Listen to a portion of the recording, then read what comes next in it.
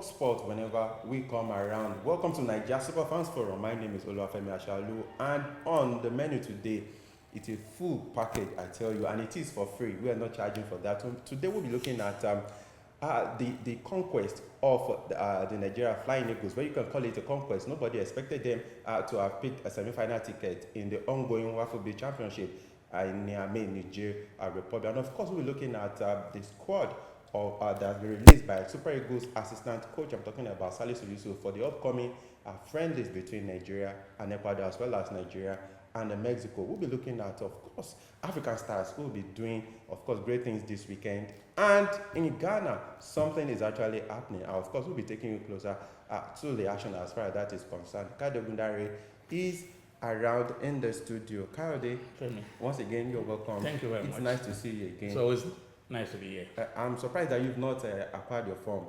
For a lot of Nigerians have been buying, throwing 100 million around, buying from here and there, and meeting with delegates. That's good. Let's keep watching. Okay, we should keep watching. Yeah. Okay, but the NPFL form, that one is certain. You can assure me, our producer, and of course our fans out there, the election is just in September. No, I'm not going to be contesting. You will not be contesting? No, you don't have to contest to make a change. Oh. You can actually support those you think are reasonably qualified to do the job.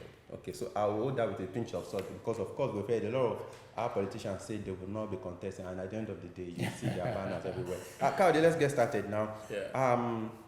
The issue of Nigeria or the NFL failing to name a new technical advisor for the Super Eagles still lingers on, but Salisu Yusuf has indirectly stepped into that shoes now, and he's invited 30 players for the upcoming friendlies against Mexico and Ecuador. But the good news is we have 8 local players. We've been clamoring for opportunities for these players. Let's see what they can actually do, because a lot of Nigerians are actually disappointed that with all the money that was spent on the Euro-based stars for the World Cup qualifiers, of course, nothing came out of it. Now the guys have been given the opportunity, or we'll be given the opportunity to show what they are made of. Kayode. Fairly. You know me and what I stand for. I will take competence over location. That's the first thing. Wherever you are, whether you are so you're against that? No. That's not what I'm saying. I said wherever you are, whether you are home based or you are foreign based. Competence. Regardless of where you are playing your football. Wherever you are playing, you should not be denied the opportunity to play for your country simply because you are based at home. Mm-hmm. And secondly, you should not get an automatic shirt simply because you are based abroad. It's not usually very easy to get everybody together at the same time. But for me, rather than roll out the drums because 8 players were invited from the league, which I think could be better managed, I would rather choose to look at the opportunities that we have missed. Friendly games by their nature is not to do anything radical, anything revolutionary. It is about testing players who we think has something that we want to check, and that's why I'm happy the home-based players are involved. But then there are some regular faces that I still see in this team that we do not. They don't have anything to prove to us any longer. It's either they have served us so well that we have gotten so used to them, or that we think we should be singing their valedictory songs by now. But I understand what you're saying, but some names are actually still missing in that team. Yeah. The likes of Osimhen, Kelechi Iheanacho. See, I'm not surprised that Osimhen is not in the list. I mean, what is Osimhen coming to prove again? We know Osimhen is one of our highest profile and biggest players at the moment. So if he's there or not for the friendlies, it will not change anything. But then there are other players that you see. Trustekong is still in this list. Leon Balogun is still in this list. Ahmed Musa is still in this list. I mean, in that central defense, we should be looking at other pairings, new pairings, test them in high-grade international friendly games like this, instead of bringing the old regular faces that we are used to. I like the idea of bringing in other goalkeepers, but then why Okoye? Okoye has proved himself. I was expecting to see the young man from Israel. Adebayo Adeleye. Yeah. Nice things have been said about this young boy. He's the class of under 17 in 2017. He is in the same team with Teremofi. Teremofi has had the opportunity to play for the Super Eagles and in a position that we are not lacking. But we have a player who has been doing very great things in Israel in a position where we sorely need talent. Why don't you bring in this boy who is afraid of Adeleye Adebayo? Yeah, I see the team, there's a gang up against him. If you are not bringing him in, you are bringing in a Maduka Okoye who has proven himself for me. You know my opinion about him. He doesn't have anything to prove. He has shown us. A lot of Nigerians will share contrary opinion. Okay? That what? But what we saw at that him coming back to play this friendly will make him better. No, we have seen the limit of his competence. We can only hope he gets to improve his game, not in the national team alone, by playing regularly for his club, which he is doing currently. But then we need to see fresh faces. Let's see what they can do. In fact, there are some players that you need to bring in so that you can shut them up. They will tell you, I'm doing this, I've scored 40 goals for my club in one game. Bring them to the national team. Let's see them. There's a player I'm not going to mention. Some 2 decades ago, he was doing very well in Sweden. Everybody was talking about him. He had scored 20 something goals.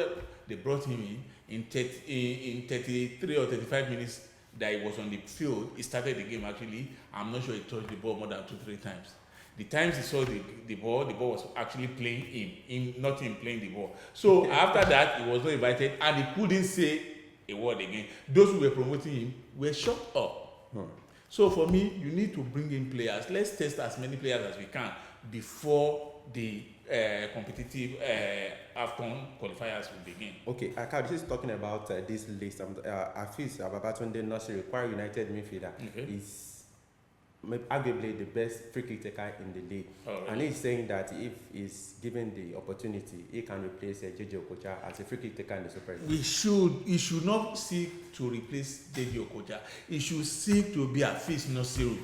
Be his own man, Femi. You cannot be better than Okocha. No, he's talking about free kick, taking free kick. That the team doesn't have a specific. Yes, I agree. But then look at it.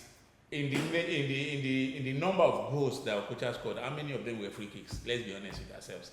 No, you shouldn't. See, when you model, you can have people as role models, but when you now say you want to be the next Okocha in terms of free kicks, who says you cannot even be better than Okocha? Do not limit yourself. There is a lot of potentials in you. Don't seek to be Okocha. Seek to be Nigeria's greatest ever free kick taker. Not Okocha. There was somebody who was playing the free kicks before Okocha. Okocha came in, played his part. He has left. Okocha has left the national team for almost 15 years or thereabout now. You should not seek to replace Okocha. You should seek to be your own man. Or even be better. Or be better. That's the only way you can be better. But when you benchmark your talents against that of Okocha, you cannot outdo the master. It's in the 48 laws of power by Robert Greene. So you cannot outdo the master. You cannot be, because if you say you are the new Okocha, everybody will judge you under the bar of Okocha's performance and achievement. So do not seek to be Okocha, seek to be a better player on your own. Be your own man. Before we go on the break, let's talk about the Flying Eagles. I remember before the competition started, I'm talking about the Waffles of the Championship in Niamey, Niger Republic.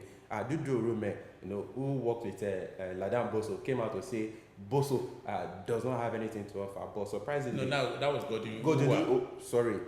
He said that Ladan Boso doesn't have anything to offer. But now the team has picked a semi-final ticket, even though the second game they recorded a 2-2 draw against Burkina Faso in the second group game.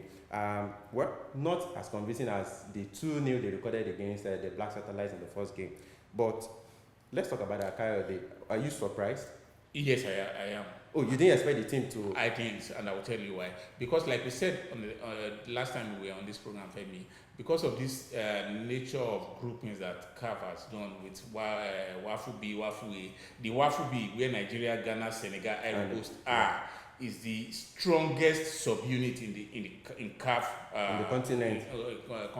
In African football. It is the strongest. There's no doubt about that. So if you get a point or 3 points from any team in that subunit, then it is something to celebrate. So beating Ghana is massive. Taking points off Burkina Faso is massive. They are still Senegal is not in the competition. There's still Ivory Coast on the other side of the draw, waiting for whoever qualifies from this side. So in that way, I would say it was a massive achievement. But for me, it is just the first step. While I agree, we have to celebrate the little wins so that we can appreciate the big ones. But then it is just the first step. And by the nature of their 2-2 draw, I saw clips of that game. It showed some familiar feelings, things that at that level should not be happening. You understand? It shows a lack of technical competence. But hey, we have secured the semi-final ticket. Let us not rain on Boso's parade for now. Let's celebrate him. But there are still cause for worry. That's why I would say this team is not. It seems the game against Ghana was taken more seriously, I would say.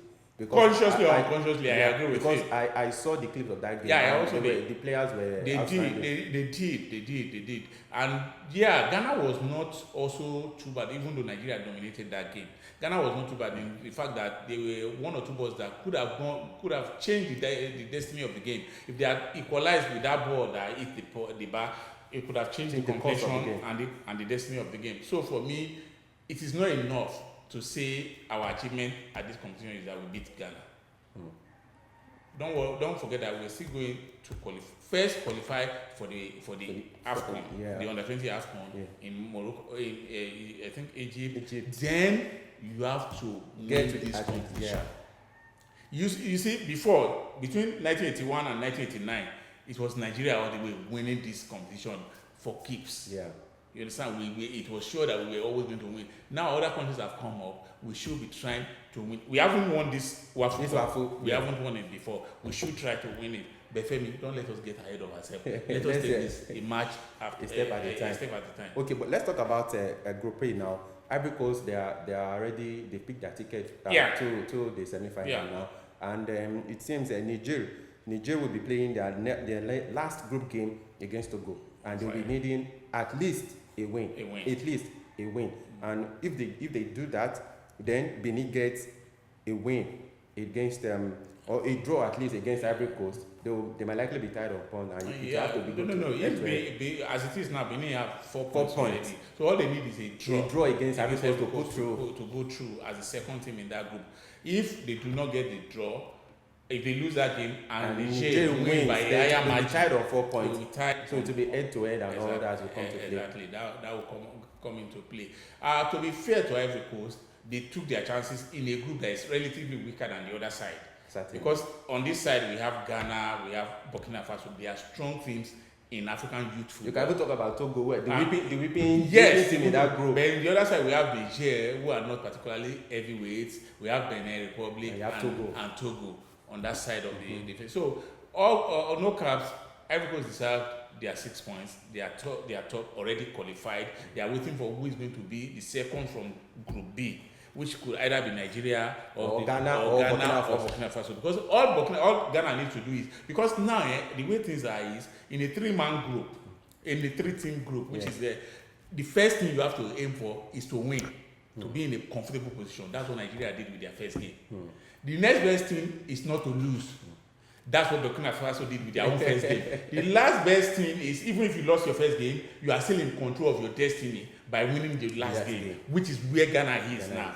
Ghana are in a position where they are condemned to win. Once they win, they are through to the semi-finals. So it is still within their destiny to control. It is still within their ability to control.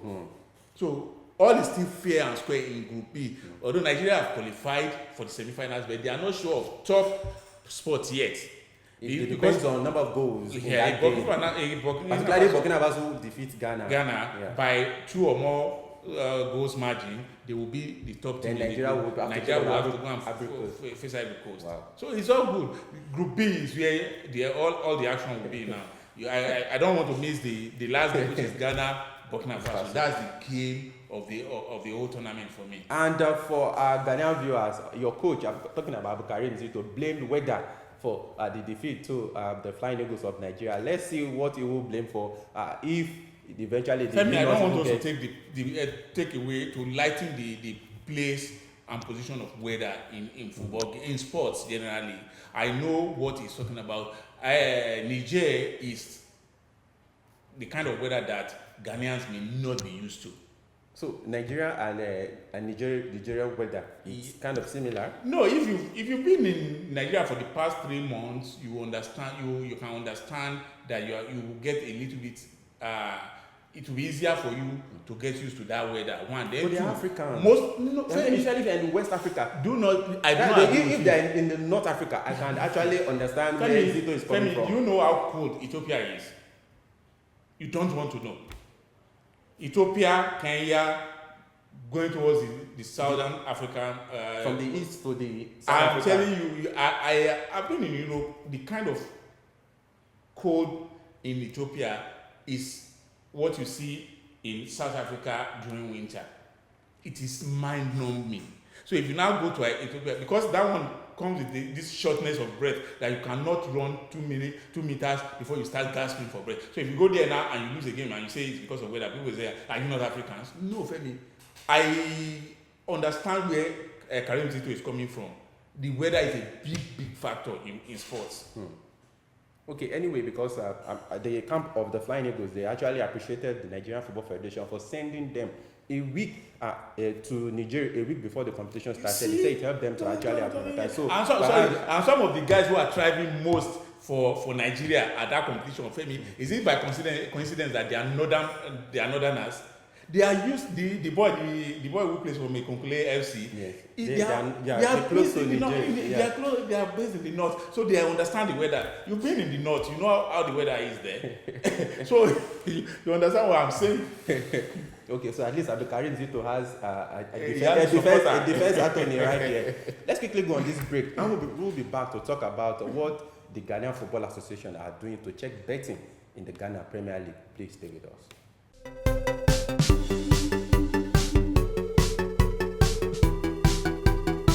Welcome back. It's still Nigeria Super Fans Forum. Please don't forget to like our page, share our video, and of course, please, your comments, like we've always said, please indicate where you are reaching us from, whether in Australia, whether in the US, whether in Canada, whether in the Great Britain.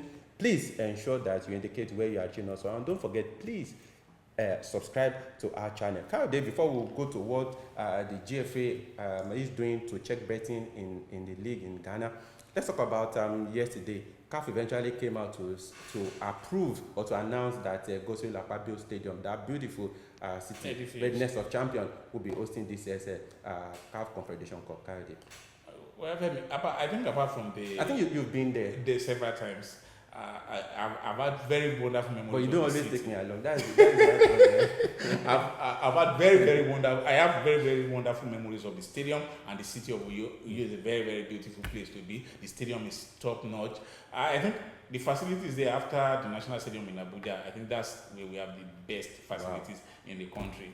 When you see the place, you understand what it is. When it is lighted in the night, you really every time I go there in the night, I see the light, the ambience. It takes my breath away. But then there's a structural defect for me. If you ask me, you know me, I will look at both sides of it.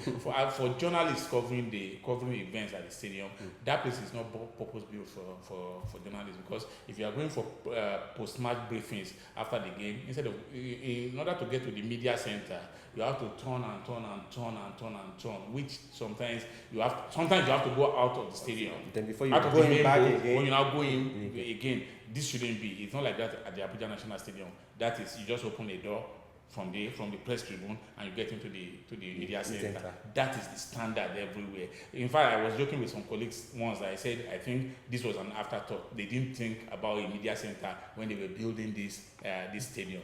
Apart from that, and I don't want that to take away from the quality of the grass and the aesthetic beauty of the stadium itself, it is top notch, one of Africa's best and most. I think we also need to give credibility or credit, I meant to say, to the Akwa Ibom State government for maintaining that facility. Yeah, they have maintained it hosts the Akwa United. Yeah, and even the Kada FC. They have maintained the facilities, and Femi, you just need to be there to experience football. You just need to be there to experience the stadium and the city. It's a twin attraction for me, because apart from the stadium, then the hospitality of the people, every person you meet in you is always quick to say welcome, greet you. I've heard the hospitality of the ladies. I am not going to talk about that. I'm not confirming anything. I just know that the Uyo people are very hospitable. They welcome you with a quick smile. They are always ready to help, and it's going to be a good place to have that final. Okay, so hopefully we believe that it's going to be one that is worth it. So the final will be taking place on the 20th of this month, and CAF also announced that they will be announcing a time for that game. So let's quickly tell you that the final, of course, the final of that game will be played between Al Ahly Orlando Pirates or TP Mazembe and RS Berkane. Of course, the semi-final appearance will be concluded this weekend. Kayode, let's talk about Ghana. Like we said before and after we came from the break, the GFA has announced that a fine of 5,000 cedis, not naira, will be placed on anyone caught betting, and the person will be banned for a year. We always talk about a very stiffer sanction. Do you think this is enough? It isn't, honestly. Yeah, it's nothing. At least betting is sanctioned by government, but then you cannot be in a position to influence results of games and still bet on it. That is where the illegality comes. You're talking about the players now. Yes, the players and officials too. Because if I am a goalkeeper now and I can bet that my team will concede 3 goals, it's easy for me to do. I'll concede the 3 goals. You will just say, we consider. Even you allow a back pass. Yes. So for me, it is illegal. It is evil, and I think the GFA should be doing much more than just 5,000 cedis. Somebody who stands to gain like 200,000 cedis from betting now, you now say you are finding that person 5,000. You will easily pay. You will pay interest on even the 5,000 cedis. So for me, I think it should be. The GFA is taking this step because it is reaching an epidemic status now, and it's something to worry about truly, because it takes away from the quality and the joy that football brings when people are in a position to influence games outside the pitch. It's something that we should have found. The credibility of the game is at stake. Yeah. Okay, let's talk about Mohamed Kudus. Kayode, Ajax won another title again, but his season has been bedeviled with injuries and all that. But again, of course, for Ghanaians, it will be a shout of joy now that, of course, he lifted the title with Ajax. Yeah, it is not for Ghanaians alone. Like I told you, and of course, Andre Onana, though this will be his last season with Ajax because he'll be going to Inter Milan. And like I said on one of our programs, Femi, this is a victory for Kudus, for Ghana, and for all of Africa. I said, if you know what black players, especially of African descent, go through in Europe, you celebrate in fact, any successful pass from player A to player B, you should celebrate it, Femi. It is not easy out there. And that is heart-rending. It is. So we have to celebrate. That's why I said this is not for Ghana alone, it's for all of Africa. Whenever any of our brothers do anything that is worthy of praise, we should praise the person without recourse to the color of his flag. They are all defending the African flag everywhere they are. That's what we should be looking at. Kayode, I think as we were preparing for the program, when I saw this story, it broke my heart in many ways. We heard that a lot of players who play in the Cameroonian league do not have bank accounts. Kayode. This is 21st century. It is laughable, but it is unbelievable, Kayode. And that was not even raised. The issue was not even found out until Samuel Eto'o. He's been trying to put things in order in the country's football. When he said every player must have a backup, so he mandated clubs. That's why the clubs now realize that a lot of their players do not even have backup. So they paid. No, there is no record of they paid them. At the end of the month, just give them cash to have. Cash, they are doing cash. So in that situation, there could be any shortchanging. Of course, there will be. And the thing there's no record, no paper trail that people can say. This is sad. Yeah, it is. I agree with you. But then some of these things boils down to education on the part of the players. You don't have to wait until you have millions before you have a bank account. Nobody will charge you for not having money in your account. Maybe it means the money is not even up to anything. It doesn't matter, Femi. If you are paid 2 million naira, you will not even wait to be given. You can put that, even if it is 5,000 naira, you can put that in a bank and then withdraw it. Withdrawing your money does not mean you are closing the account, Femi. The account will be there for other purposes. So it boils down to education. Our players also need to be educated. See, one of the things that European clubs do is that when they sign you, especially a younger player, they sign you, they teach you they give you life skills. Not only about football, they teach you about even how to approach the press, how to relate with the press. They teach you how to relate with the fans. They teach you all of these things. Banking, all of this. There's a Nigerian player, he's a Super Eagles player. I told you when he made the move to England, the club had to actually take over his social media account. You remember the story? Yeah. And before they handed it back to him, they made sure that they gave him guidance about social media etiquette. That's what we should be doing. It's a total package. The club should be doing more than just floating the players, paying them stipends at the end of the month. You have to give them a total training so that by the time they leave, they are better human beings than just ordinary players. Maybe Samuel Eto'o should just be maybe Africa's representative in CAF. I'm talking about leagues now, leagues across Africa. So maybe the welfare of the players at that point will come to the pathetic front nature of things in Cameroon. No. Most of them do not even have bank accounts. How pathetic things are. So and the people who have been at them of affairs all this while are okay with it. Yeah, they can't claim that they are not aware. It doesn't cost them anything. They prefer to pay you, so they pay you when they want to pay you, and they pay you what they want to pay you. Let's go to Ghana. The fixtures for this week's Ghana football, Ghana Premier League. I beg your pardon. It's heartbreaking. Kayode, last week we saw Ashanti Kotoko. We saw the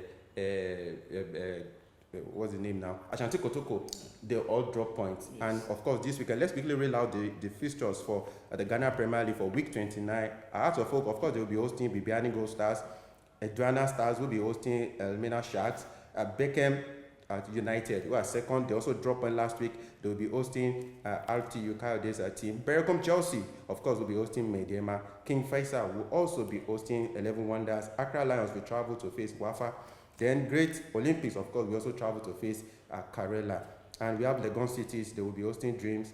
And, of course, maybe I would say this time, Ashanti Kotoko, they have to, of course, make up for the points they dropped last week. They will be traveling to face Ashanti Gold. Kayode, for you, what's the fixture of the week?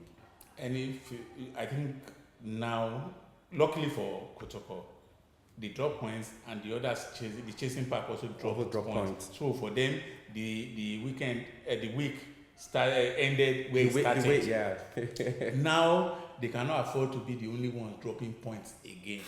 So they have to pray that they don't mind as long as they pick points. At some point, it was 11. Now it is 9 points. Yes, that's why they have to be very, very careful. So it doesn't matter whether others also pick points as long as they make sure that they do not lose points where others are picking up points. I seriously want, as much as I like RTU, like you are trying to blackmail me, and as much as I am a big fan of Accra Hearts of Oak, but I think Kotoko would deserve their win if they win the league. You cannot lead the league for almost all of the entire season. And now begin to. I will now wish you evil when they are just like 4 or 5 games to the end of the season. What if that was my team? Would I be happy if any other person wishes my team evil? No. I want them to win because they have deserved it. They have led. Don't forget, everybody started from 0 points. From week 1. Of course, yeah. Now they are leading with 9 points. That shows that they have been consistent. They've been picking results where you didn't expect. They have. If you check the stats, you see that they are truly, truly deserving of being champions. They have the high goal scorer in the league. So exactly. So let them just win in peace. Okay. Although I won't mind a little bit of drama towards to make it more interesting. Yeah. But at the end of the day, let Ashanti Kotoko just win so that next season we start again. Maybe and RTU this time will come. But you said I've been blackmailing you. Yeah, you are blackmailing. Okay, but you're accepting the blackmail now. Yeah. Okay, let's go to week 28 of the Nigerian Professional Football League. Enyimba, of course, will be hosting Lobe Stars. Sunshine Stars of Akure will be hosting Akwa United. Gombe United will travel to Niger Tornadoes. Kwara United will host Shooting Stars. That's the drama between Kwara United and Rivers United. You saw what happened? The two teams were sanctioned by the LMC. And of course, MFM, the bottom place team. I'm sure they are still looking for the guy who is that referee. The referee in that game between MFM and Rangers. They should be sanctioned. They've been banished to Ijebu. Yes. And of course, I think they found 3.5 million naira and also asked to pay compensation to the referee. It should be much more than that. And LMC has said they would not be allowed to return to Lagos until that guy is prosecuted. But it's not. It's sad. Femi, did you see the assault? And there were police officers there. I saw the action. I think the easiest thing to do is to tell them that you are not going to play until you provide that guy. Not return to Lagos alone. That guy Femi is in Agege. They were saying he's on TV. How difficult is it? And it was not the first time. No, it's not. Because I saw a particular clip on 2 other occasions this season. He has assaulted officials, and there were police officers there pacifying him to stop attacking police officers. So he attacked a police officer. That is a crime on its own. That's why that guy is walking free. That's why I said the LMC should insist that MFM will not play until they produce that guy. He's not a ghost. Femi, he's somebody that they know. He's somebody that I've been to Agege several times. They do these things. Most clubs do it. They enable their talks, do this to intimidate and assault officials and players of opposing team, and even see. I've seen it. No, Agege Stadium is still under renovation. Now they play at Tessin Balogun, and they still carry that out of Ogri. They are the boys. They are Agege boys that come to Teslim to support MFN, and it's so ironical that a church team has this band of unruly supporters. A lot of people have been saying that the Dr. Dike Olukoya should come out and condemn and tell them this is not who we are. Well, I'm not going to hold Dr. Olukoya responsible. Of course, people are saying that since he's the proprietor of the team, he should come out and MFM prayer will not do this. The club need to take a very serious stance on this. I agree with you on that. Yeah, Atlant will be hosting Rivers United, of course, the league leaders, and Remo Stars will be, of course, hosting Enugu Rangers. Abia Warriors we travel to face Adakada FC. Plateau United, they're still second on the table. Of course, they will be hosting Wiki Tories. Then Katsina United will be hosting Nasarawa United. Kayode, these are the games for the week. Yeah, I will. Kwara United Shooting Stars, your team, they are traveling to Ilorin. Yes, and Kwara, I think they are chasing. They are gradually moving. Yes, apart from that, Femi, apart from the fact that Shooting Stars are also unbeaten in 3 games now, Kwara United are also chasing the Continental ticket, which makes the game high stake. Then there's history between these two teams, just the way they is between 3SC and Sunshine. You understand? So there have been instances where there have been fights have more or less like also in Southwest. Yes, fights have broken out in times past in Ilorin and then in Ibadan. Although we've not seen that in recent past, they came to Ibadan in the first half of the season. They played, I think they lost that game actually 2-1. That was the game the 3SC played immediately after they lost their GM. Okay. And that game, Kwara United were actually leading 1-0 up to the 72nd minute or thereabout when everybody stood up, because that was they stood up to clap in remembrance of the GM Rashid Balogun. And before you know it, 3SC got 2 goals in I think 2 or 3 minutes, and they won the game. So everybody said it was the spirit of their GM. Maybe 3SC should be doing remembrance every game. That they woke the spirit of their GM. And so Kwara United felt hard done by that. They shouldn't have lost that game. So they are going to be waiting to take their 3 points back and have their pound of flesh. And I am sure 3SU, having come this far, 3 games on the bounce that they've not lost, they will also want to maintain the momentum. We are already being sanctioned to leave the studio, but quickly let's talk about Europe now. Business end in the next few weeks. As a matter of fact, the leagues across Europe will be shutting down. But let's talk about Premier League. Like I said, any team that you prophesied towards, they should just start prayer and fasting. You said Watford will be relegated.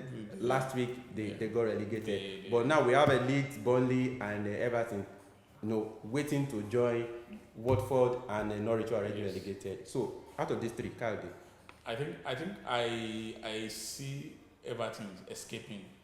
That's my wish now, that they should escape. Okay, it's a wish, not a prophecy now. Not a prophecy. We need to draw the line. Yes, it's a wish. Okay. I wish they would just escape it. Okay. Okay, let's talk about Syria as we leave the studio. AC Milan, you have just 2 games. 2 points ahead of Inter. Napoli mathematically they're already out of the title race. Let's talk about that. Of course, Inter, they won the Coppa Italia against Juventus in dramatic fashion. Yeah. In extra time.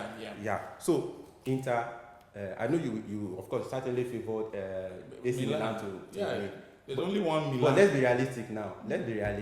Do you think Inter will make sure the game goes to the wire, or the title decider? Yeah, you know one thing. I think Inter are the stronger team this season.